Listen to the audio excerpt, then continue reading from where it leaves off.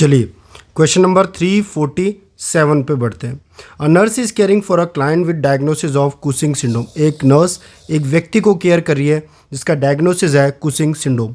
What is the most common cause of Cushing syndrome that the nurse should consider before assessing the client. Client को assess करने से पहले nurse क्या समझेगी कि सबसे कॉमन कारण कुशिंग सिंड्रोम होने का क्या होता है। बच्चे याद है आपको एड्रिनल ग्लैंड, इस तरीके से एड्रिनल ग्लैंड होती है। बाहर वाली सतह को कहा जाता है कॉर्टेक्स। एड्रिनल ग्लैंड की किडनी के ऊपर होती है, इस तरीके से किडनी के ऊपर होती है, ठीक है। और अंदर वाले पार्ट को कहा जाता है मेड्यूला। तो मेरी बात ध्यान से सुनिए, जब इस कॉर्टेक्स के अंदर मौजूद जो सेल्स हैं उनमें हाइपरप्लेजिया हो जाए, उनकी अमाउंट ज़्यादा हो जाए, तो मुझे बताओ जो हार्मोन रिलीज़ हो रहे थे वो अब क्या ज़्यादा होंगे। जो हार्मोन ये रिलीज़ करती है कॉर्टेक्स वो क्या होंगे, अब ज़्यादा होंगे रिलीज़, क्योंकि नंबर ऑफ सेल्स क्या कर चुकी है, बढ़ चुकी है। हाइपरप्लेजिया हो चुका है कॉर्टेक्स के सेल्स का, ठीक है। और उनमें से ही आपने यहाँ पर पढ़ा होगा ना, ग्लोमेरुलसा, फेसिकुलेटा और रेटिकुलरिस, 3 लेयर होती है और ये 3 लेयर हार्मोन सीक्रेट करती है और इन्हीं में से एक में सीक्रेट होता है ग्लूकोकॉर्टिकॉइड। तो मुझे बताओ अब क्या ग्लूकोकॉर्टिकॉइड ज़्यादा सीक्रेट होगा या नहीं। जी हाँ, ज़रूर होगा। क्यों? क्योंकि हाइपरप्लेजिया हो गया है, कॉर्टेक्स के रीजन में ज़्यादा सेल्स हैं, ज़्यादा हार्मोन रिलीज करेंगी, ग्लूकोकॉर्टिकॉइड ज़्यादा होगा। और अगर ग्लूकोकॉर्टिकॉइड ज़्यादा होगा तो जाहिर सी बात है व्यक्ति को कुशिंग सिंड्रोम हो जाएगा। तो बताओ कुशिंग सिंड्रोम होने का एक कारण क्या होता है। Hyperplasia of adrenal cortex. Adrenal cortex की जो सेल्स हैं उनका नंबर में इंक्रीज हो जाना एक मुख्य कारण होता है कुशिंग सिंड्रोम का, ठीक है। यहाँ पर फर्स्ट ऑप्शन क्या दिया हुआ है बच्चे, ये दिया हुआ है पिट्यूटरी हाइपोप्लेजिया। एक क्वेश्चन काफ़ी बार पूछा जाता है, एक टर्म होता है पैन हाइपोपिट्यूटिज्म, यानी पूरा का पूरा पिट्यूटरी ग्लैंड के जो हार्मोन है वो सब कुछ कम हो जाए, ठीक है। माल फंक्शन ऑफ पिट्यूटरी ग्लैंड जिसे पैन हाइपोपिट्यूटिज्म कहते हैं। इसको और किस नाम से जाना जाता है, याद रखना बच्चे, ये क्वेश्चन काफ़ी बार आया हुआ है, गलत नहीं करेंगे। Simmonds disease, Simmonds disease, pan hypopituitarism को सिमंड्स डिजीज़ के नाम से भी जाना जाता है, ठीक है। तो ये भी ध्यान रखेंगे। चलिए नेक्स्ट क्वेश्चन की तरफ बढ़ते हैं, इसका आंसर होगा सेकंड। नेक्स्ट चलिए question number 348। A nurse is assessing a female client with Cushing syndrome. What clinical finding should the nurse identify. Cushing syndrome के क्या क्या लक्षण, साइन एंड सिम्टम देखने को मिलते हैं। तो बच्चे एक तो हिर्सुटिज्म होता है, फीमेल में मेल की तरह आपको बियर्ड वगैरह देखने को मिलेगी, एक्सेसिव हेयर ग्रोथ देखने को मिलेगी, और एक याद रखिएगा बफेलो हम्प। बफेलो हम्प तो काफ़ी ज़्यादा इंपॉर्टेंट है। कुशिंग सिंड्रोम में 2 ही चीज़ें देखने को मिलती है, हिर्सुटिज्म एंड बफेलो हम्प। और आपको मैं इमेज दिखाने की कोशिश करता हूँ। इस इमेज में देखिए बच्चे क्या क्या इंपॉर्टेंट है। एक तो मून फेस इंपॉर्टेंट है, ये पूछा जाता है। ऑस्टियोपोरोसिस इंपॉर्टेंट है, जिस व्यक्ति को कुशिंग सिंड्रोम है उसमें ये पूछा जाता है। बफेलो हम्प इंपॉर्टेंट है, ठीक है। ट्रंकल ओबिसिटी देखने को मिलती है, ये इंपॉर्टेंट है। बफेलो हम्प इंपॉर्टेंट है। उसके बाद एमेनरिया होगा व्यक्ति को, फीमेल को, ये इंपॉर्टेंट है, ठीक है। And muscle weakness, poor wound healing, ये सारे लक्षण हैं। तो मून फेस याद रखना, ऑस्टियोपोरोसिस याद रखना, बफेलो हम्प, ट्रंकल ओबिसिटी, एमेनरिया और हिर्सुटिज्म, ठीक है। नेक्स्ट यहाँ पर एक बात याद रखना बच्चे, एक क्वेश्चन और बनता है, हिर्सुटिज्म और कौन सी ड्रग से हो सकता है। फेनाटोइन ड्रग। फेनाटोइन ड्रग का साइड इफेक्ट भी क्या होता है, हिर्सुटिज्म होता है, ये याद रखना, ये क्वेश्चन पूछा गया हुआ है। और लास्ट नोट सेट में क्या पूछा हुआ था, फेनाटोइन को हमेशा किसके साथ डिजोल्व करते हैं, नॉर्मल सलाइन। हमेशा नॉर्मल सलाइन के साथ डिजोल्व करके देते हैं और किसी के साथ आप डिजोल्व नहीं कर सकते फेनाटोइन को, और इससे गम हाइपरप्लेजिया होता है, ये क्वेश्चन भी पूछा जाता है। चलिए नेक्स्ट क्वेश्चन भी कुछ मिलता जुलता है। Question number 349। What clinical indicators can the nurse expect when assessing a client with Cushing syndrome? अगर कुशिंग सिंड्रोम किसी को हो रहा है तो उसको क्या लक्षण देखने को आपको मिलेंगे। ये क्वेश्चन काफ़ी बार रिपीट होता है, तो याद रखना बच्चे। लेबिलिटी ऑफ मूड आपको देखने को मिलता है, काफ़ी लेबाइल मूड होगा व्यक्ति का, एंड स्लो वुंड हीलिंग, और व्यक्ति में स्लो वुंड हीलिंग देखने को मिलेगी। तो 2 labile mood and slow wound healing इसके आंसर है। और यहाँ पर क्या था, हिर्सुटिज्म एंड बफेलो हम्प, ठीक है। और हमने कौन कौन से पढ़े, मून फेस भी आपको देखने को मिलता है, ट्रंकल ओबिसिटी भी आपको देखने को मिलती है, ठीक है। तो ये सारे लक्षण याद रखिएगा, ठीक है। चलिए नेक्स्ट क्वेश्चन नंबर 350, ये भी बिल्कुल सेम है। ये भी कह रहा है nurse is caring for a male client with diagnosis of Cushing syndrome. एक मेल क्लाइंट है जिसे कुशिंग सिंड्रोम में क्या लक्षण देखने को मिलेंगे उस व्यक्ति में, ठीक है। तीनों क्वेश्चन सेम थे। इसमें आपको देखने को मिलेगा बच्चे, मैंने आपको डायग्राम दिखाया था, obese trunk, truncal obesity, sleep disturbance देखने को मिलता है, and thin arms and legs, उसके जो आर्म्स एंड लेग्स हैं वो काफ़ी पतले होते हैं, sleep disturbance and obese trunk, ये तीन। यहाँ पर हमने क्या बताया था, labile mood and slow wound healing. यहाँ पर क्या बताया था, हिर्सुटिज्म एंड बफेलो हम। तो ये सारे कुशिंग सिंड्रोम के लक्षण आपको याद रखने हैं।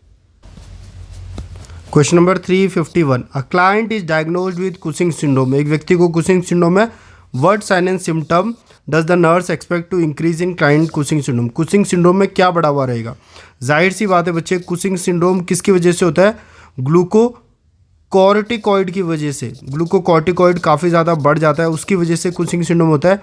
जब ग्लूकोकॉर्टिकॉइड बढ़ जाएगा तो ग्लूकोज का लेवल भी क्या कर जाएगा बच्चे, बढ़ जाएगा। तो याद रखना, जिस व्यक्ति को कुशिंग सिंड्रोम होता है उसमें ग्लूकोज का लेवल काफ़ी हाई होता है, ठीक है। तो आंसर क्या जाएगा, ग्लूकोज लेवल, ठीक है। इंक्रीज इन, क्या इंक्रीज रहेगा, ग्लूकोज लेवल काफ़ी ज़्यादा रहेगा उस व्यक्ति का जिसको ग्लूकोकॉर्टिकॉइड यानी सॉरी कुशिंग सिंड्रोम है, क्योंकि कुशिंग सिंड्रोम में ग्लूकोकॉर्टिकॉइड काफ़ी ज़्यादा होता है, ग्लूकोकॉर्टिकॉइड हार्मोन, जिसकी वजह से ग्लूकोज का अमाउंट काफ़ी ज़्यादा बढ़ जाएगा। तो ग्लूकोज इसका सही आंसर है। Next question number 352, What should the nurse do when collecting a 24-hour urine specimen.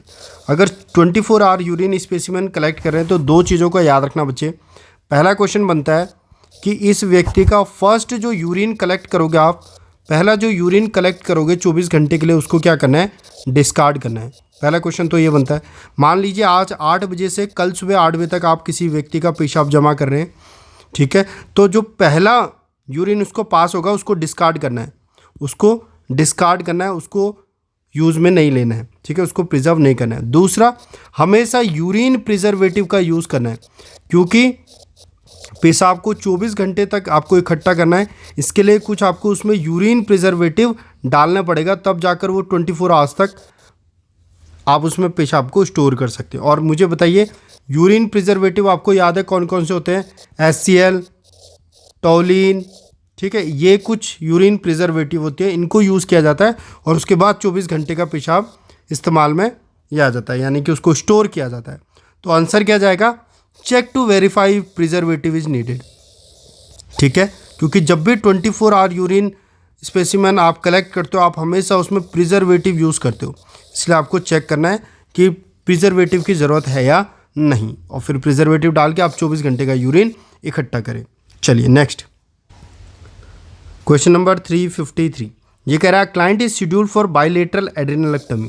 किसी व्यक्ति के दोनों एड्रेनल ग्लैंड को रिमूव किया जा रहा है, दोनों एड्रेनल ग्लैंड को रिमूव किया जा रहा है। ये कह रहा है बिफोर सर्जरी व्यक्ति को स्टेरॉइड दिया जा रहा है, steroids are administered, what does the nurse determine the reason of this steroid. ये बच्चे मैंने आपको पहले भी ये क्वेश्चन बताया कि जब भी एड्रेनलेक्टमी करते हैं उससे पहले व्यक्ति को स्टेरॉइड देते हैं। क्यों, क्योंकि आप जानते हो एक बार आपने एड्रेनल ग्लैंड को रिमूव कर दिया तो उसके बाद व्यक्ति के पास स्टेरॉइड नहीं बचेगा, एकदम से लैक हो जाएगा स्टेरॉइड्स का, ठीक है, उसकी बॉडी में।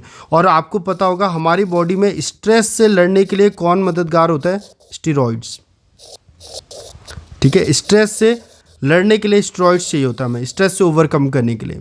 और साथ ही में हम चाहते हैं, हम ये नहीं चाहते कि ऑपरेशन के बाद एकदम से हमें एड्रेनल इनसफिशिएंसी हो जाए, ठीक है, कि सारे के सारे हार्मोन बहुत ज़्यादा कम हो जाए बॉडी में। इसीलिए एड्रेनल ग्लैंड को रिमूव करने से पहले हम व्यक्ति को पहले से ही बाहर से स्टेरॉइड देना चालू कर देते हैं, ताकि सर्जरी के बाद जो स्ट्रेस हो पेशेंट उससे ओवरकम कर पाए, ठीक है। और साथ में ही एड्रेनल इनसफिशिएंसी व्यक्ति को ना हो, ये दोनों रीज़न है। इसीलिए एड्रेनलेक्टमी से पहले हमेशा हम क्या दे देते हैं, स्टेरॉइड। तो आंसर क्या जाएगा इसका, ध्यान से देखिए, आंसर जाएगा यहाँ पर 4th, ये देखिए आंसर जाएगा 4th, compensate for sudden lack of this hormone following surgery. हम पहले ही क्यों उसको स्टेरॉइड थेरेपी दे रहे हैं, ताकि बाद में सडन एकदम से बहुत ज़्यादा कम ना हो जाए ये हार्मोन जो एड्रिनल ग्लैंड निकालता है। समझ में आया? चलिए नेक्स्ट। तो आप टारगेट हाई का क्वेश्चन भी याद रखिएगा, वो पूछेगा एड्रेनलेक्टमी होने वाली है, उससे पहले व्यक्ति को क्या देंगे? आंसर सीधा जाएगा स्टेरॉइड्स देंगे। ठीक है, नेक्स्ट। चलिए next question 354। A nurse is caring for a client who is schedule for bilateral adrenalectomy. इसमें भी उसके दोनों एड्रिनल ग्लैंड को हम निकालना जा रहे हैं।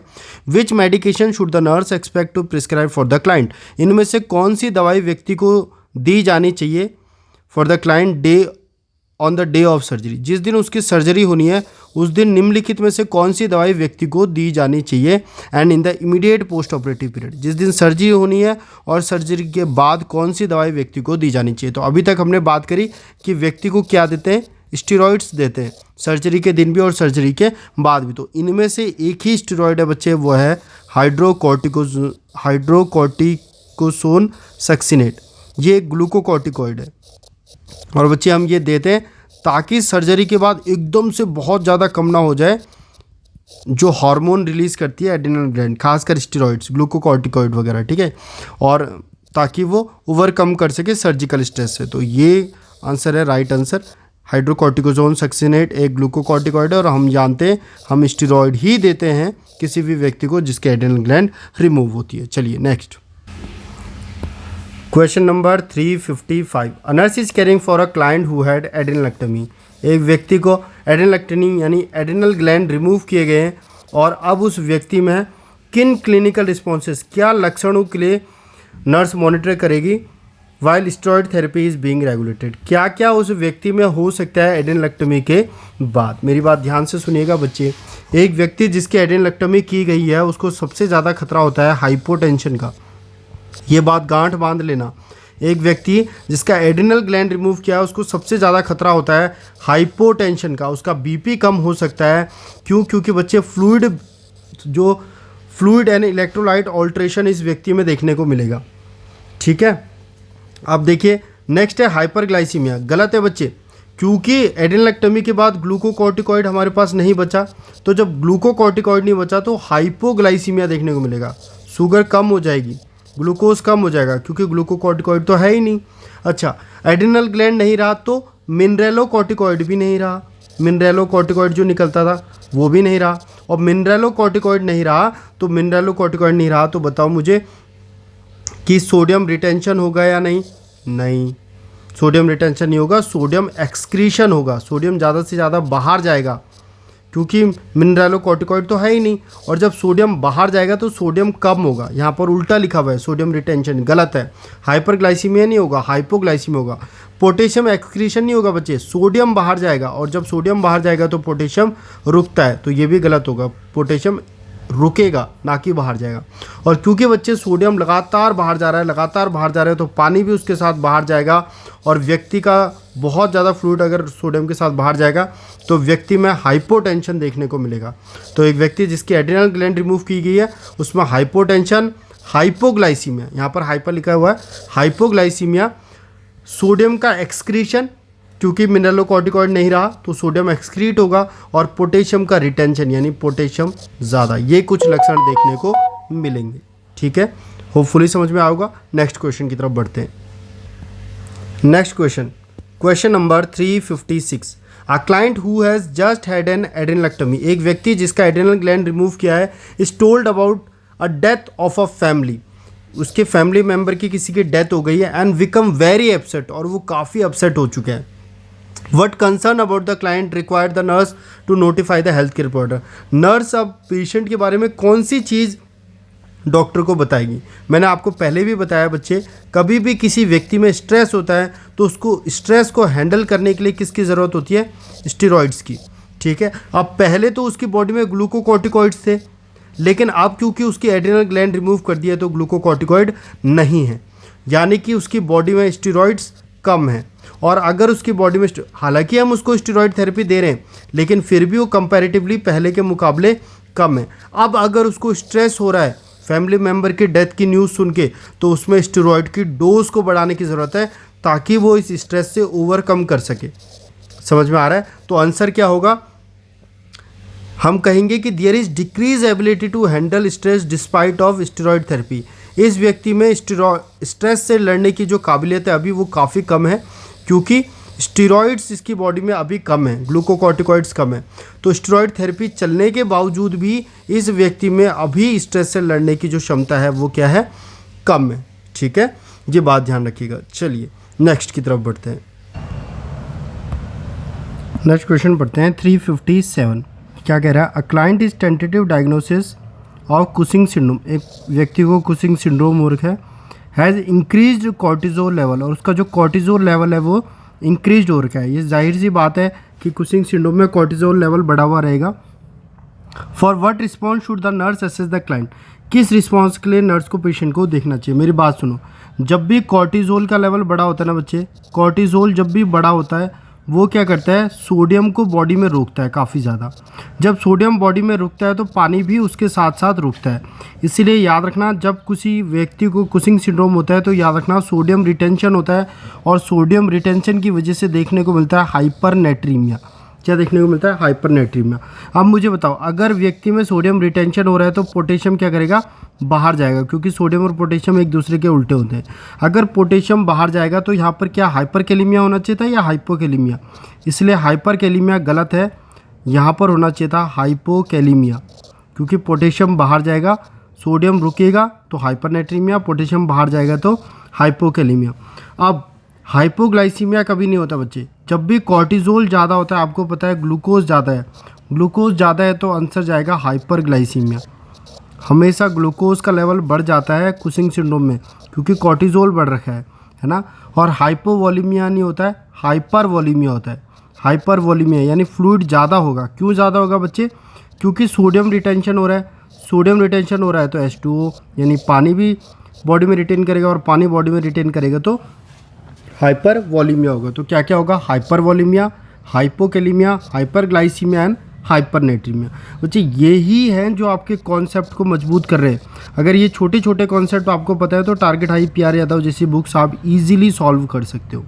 चलिए आगे बढ़ते हैं। नेक्स्ट क्वेश्चन है question number 358। The health care provider orders a low sodium and high potassium diet. एक व्यक्ति जिसको कुशिंग सिंड्रोम है, कुशिंग सिंड्रोम वाले व्यक्ति को डॉक्टर ने बोला है कि आपको कम सोडियम खाना है और हाई पोटेशियम खाना है। समझ गए ना बच्चे? क्यों? क्योंकि कुशिंग में क्या होता है, सोडियम तो बॉडी के अंदर वापस रिटेन होता है और पोटेशियम क्या करता है, बॉडी से बाहर जाता है। तो पोटेशियम की हो जाती है कमी और सोडियम हो जाता है ज़्यादा। इसलिए सोडियम कम दो और पोटेशियम ज़्यादा दो। ठीक है।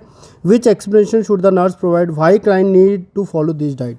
नर्स पेशेंट को क्यों बताएगी कि आपको ये डाइट फॉलो क्यों करनी है? जाहिर सी बात है हम उनको बताएंगे क्योंकि आपके में सोडियम रिटेंशन हो रहा है, इसलिए आपको सोडियम कम खाना है, क्योंकि पहले से ही सोडियम बढ़ा हुआ है।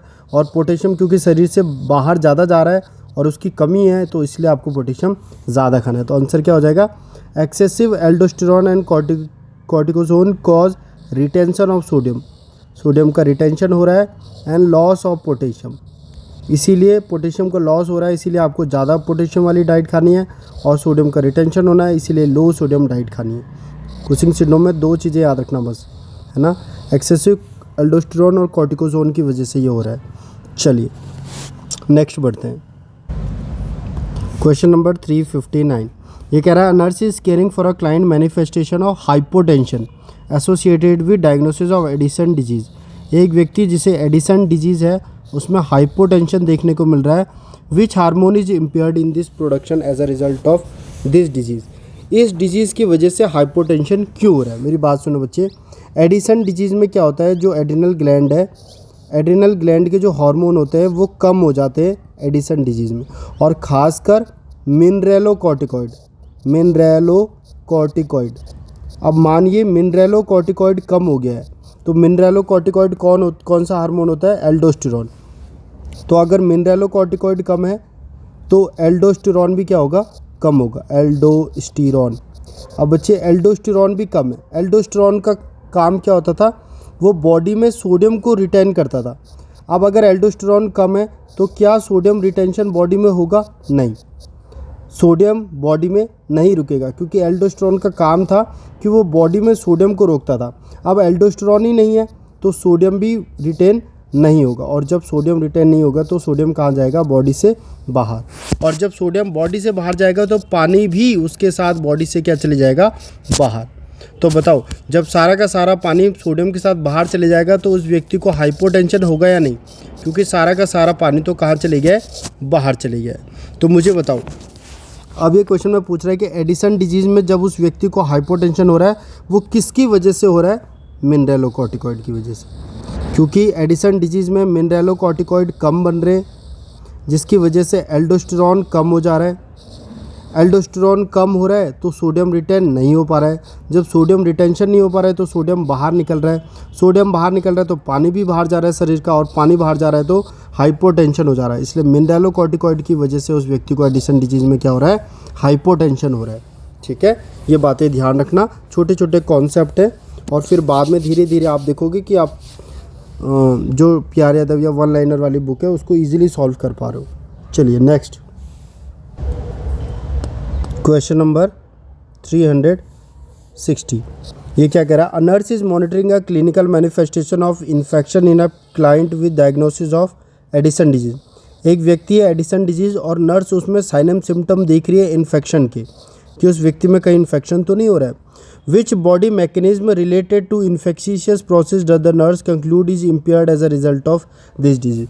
इस डिजीज़ में उस व्यक्ति को सबसे ज़्यादा कौन सा खतरा होने के चांसेस है, क्या हो सकता है उस व्यक्ति को। ठीक है, अब मेरी बात सुनिए बच्ची, एडिसन डिजीज़ में मैंने क्या बताया, जो एड्रिनल ग्लैंड है ना, उस एड्रिनल ग्लैंड के सारे हार्मोन क्या हो जाते हैं, कम हो जाते हैं। जैसे कि ग्लूकोकॉर्टिकॉइड कम हो जाता है, मिनरलोकॉर्टिकॉइड कम हो जाता है, तो सारे के सारी चीज़ें क्या हो चुकी है, कम हो चुकी है। अब मुझे बताओ, अगर मिनरलोकॉर्टिकॉइड कम हो रहा था तो हाइपोटेंशन हो रहा था ना ऊपर। अब मेरी बात सुनो, अगर ग्लूकोकॉर्टिकॉइड कम हो रहा है, अगर ग्लूकोकॉर्टिकॉइड कम हो रहा है तो बॉडी में स्टेरॉइड्स क्या हो रहे हैं, कम। और अगर बॉडी में स्टेरॉइड्स कम है तो बताओ क्या वो स्ट्रेस से लड़ पाएगा, नहीं।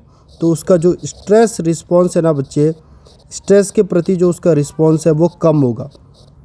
ठीक है, इसीलिए उसको इन्फेक्शन वगैरह के लिए देखना है या फिर कोई स्ट्रेस के लिए देखना है। अगर व्यक्ति को स्ट्रेस होगा तो वो उससे लड़ नहीं पाएगा, क्योंकि बॉडी में स्टेरॉइड कम है, क्योंकि ग्लूकोकॉर्टिकॉइड कम है। तो आंसर क्या जाएगा, स्ट्रेस रिस्पॉन्स। ठीक है, स्ट्रेस रिस्पॉन्स। चलिए याद रखिएगा। Next question, question number 361। A client is admitted to a medical unit with a diagnosis of Addison disease. एक व्यक्ति को एडिसन डिजीज़ है। The client is emaciated and report muscular weakness. व्यक्ति बहुत ज़्यादा कमज़ोर है और व्यक्ति में मस्कुलर वीकनेस और बहुत ज़्यादा थकावट है। Which disturbed body process does the nurse determine the root cause of client clinical manifestation. ये जो व्यक्ति बहुत ज़्यादा कमज़ोर है, मस्कुलर वीक है, बहुत ज़्यादा थकावट है, ये एडिसन डिजीज़ में क्यों हो रहा है, ये नर्स पूछ रही है। मेरी बात सुनिए, वो इतना दुबला पतला क्यों है, इसका कारण मैं आपको बताता हूँ। एडिसन डिजीज़ में मेन जो हार्मोन था ग्लूकोकॉर्टिकॉइड, वो क्या हो चुका है बच्चे, कम। अगर ग्लूकोकॉर्टिकॉइड कम हो चुका है तो जो ग्लूकोज का लेवल है बॉडी में, जो एनर्जी देता है, वो भी क्या हो गया है, कम। जब ग्लूकोज का लेवल कम है तो क्या हमें एनर्जी मिल रही है, नहीं, क्योंकि ग्लूकोज नहीं है तो यहाँ से एनर्जी मिलना तो बंद। तो अब हमें एनर्जी कहाँ से मिलेगी, तो जब ग्लूकोज से एनर्जी नहीं मिलती है तो हमारे बॉडी के अंदर जो प्रोटीन होता है और जो फैट होता है वो टूट टूट के हमको एनर्जी देते हैं। और जब प्रोटीन और फैट बॉडी का टूट टूट के एनर्जी बनाएगी तो व्यक्ति काफ़ी दुबला पतला और लीन हो जाएगा। इसीलिए जिस व्यक्ति को एडिसन डिजीज़ होता है वो काफ़ी दुबला पतला होता है। ठीक है, इसीलिए आंसर क्या जाएगा इसका, प्रोटीन एनाबॉलिज्म। प्रोटीन का टूट टूट के एनर्जी बनाना, क्यों, क्योंकि अब ग्लूकोकॉर्टिकॉइड नहीं है, ग्लूकोज नहीं है तो एनर्जी नहीं बन रहा है। ठीक है, इसलिए प्रोटीन और फैट टूट टूट के एनर्जी बनाती है। इसीलिए उस व्यक्ति को देखोगे आप तो बहुत दुबला पतला और थकावट भरा आपको वो व्यक्ति नज़र आएगा। ठीक है, होपफुली समझ में आया होगा। नेक्स्ट क्वेश्चन की तरफ बढ़ते हैं।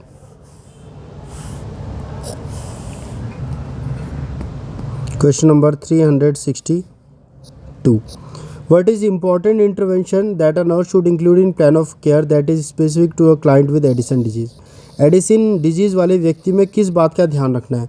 मेरी बात सुनिए, मैंने आपको काफ़ी बार बता चुका हूँ, एडिसन डिजीज़ हो चाहे एड्रिनल ग्लैंड को रिमूव कर रहे हो, दोनों ही कंडीशन में ना ही व्यक्ति को फिजिकल स्ट्रेस दो, ना ही उसको एक्सरसाइज वगैरह कराओ, ना ही व्यक्ति को इमोशनल स्ट्रेस दो, ना ही उसे कोई इमोशनल टेंशन दो, क्योंकि उसके शरीर में ग्लूकोकॉर्टिकॉइड नहीं है। एडिसन डिजीज़ में भी तो ग्लूकोकॉर्टिकॉइड बहुत कम बन रहा है, तो उसकी व्यक्ति स्ट्रेस से नहीं लड़ सकती। इसलिए ना तो उसे फिजिकल स्ट्रेस दो, ना तो उसे ज़्यादा एक्सरसाइज वगैरह कराओ, ना उसे इमोशनल स्ट्रेस दो। इस क्वेश्चन में कह रखा है protecting the client from exertion, उसको एक्सर्शन से, बहुत ज़्यादा थकावट से बचाएंगे, और यही सही आंसर होगा बच्चे, क्योंकि हमें उसे फिजिकल स्ट्रेस नहीं देना है। उसके बॉडी में ग्लूकोकॉर्टिकॉइड नहीं है, स्टेरॉइड नहीं है, वो स्ट्रेस से नहीं लड़ पाएगा, और ना ही उसको इमोशनल स्ट्रेस देना है। ऊपर लिखा हुआ encouraging the client to exercise, नहीं बच्चे, उसको एक्सरसाइज के लिए मना करना है, क्योंकि फिजिकल स्ट्रेस ज़्यादा बढ़ेगा और ज़्यादा व्यक्ति एडिसन क्राइसिस की तरफ बढ़ जाएगा। एडिसन क्राइसिस हो सकता है व्यक्ति को, पहले से ही स्टेरॉइड नहीं है, आप और ज़्यादा स्ट्रेस व्यक्ति को दे रहे हो, चाहे वो फिजिकल हो चाहे वो इमोशनल हो। ठीक है, तो हम क्या करेंगे, व्यक्ति को प्रोटेक्ट करेंगे कि वो ज़्यादा एक्सर्शन ना करे, आराम से बेड रेस्ट करे। ठीक है, चलिए नेक्स्ट है 363। अ health care provider rights order addressing the need of a client with Edison disease. एक एडिसन डिजीज़ का व्यक्ति है, उसके क्या क्या नीड्स होंगे। ठीक है, which outcome does the nurse include is the main focus of the treatment. Main focus क्या रहेगा हमारे उस व्यक्ति के लिए जिसको एडिसन डिजीज़ है। मेरी बात सुनो, एडिसन डिजीज़ में क्या हो रहा है, एड्रिनल ग्लैंड के सारे हार्मोन कम हो जा रहे हैं, ग्लूकोकॉर्टिकॉइड कम, मिनरेलोकॉर्टिकॉइड कम। अब अगर मिनरेलोकॉर्टिकॉइड कम है तो मुझे बताओ सोडियम बॉडी में कम, क्योंकि सोडियम तो रिटेंशन होगा नहीं। अब अगर सोडियम कम है तो बॉडी में पानी कम, हाइपोटेंशन हो जाएगा। ठीक है, और अगर सोडियम बॉडी में कम है तो सोडियम यानी ज़्यादा बाहर जा रहा है, तो सोडियम का उल्टा क्या होता है, पोटेशियम। पोटेशियम क्या हो जाएगा बॉडी में, ज़्यादा। तो याद रखना ये तीन चीज़ें हो जाती है एडिसन डिजीज़ में। कौन कौन सी, सोडियम हो जाएगा कम,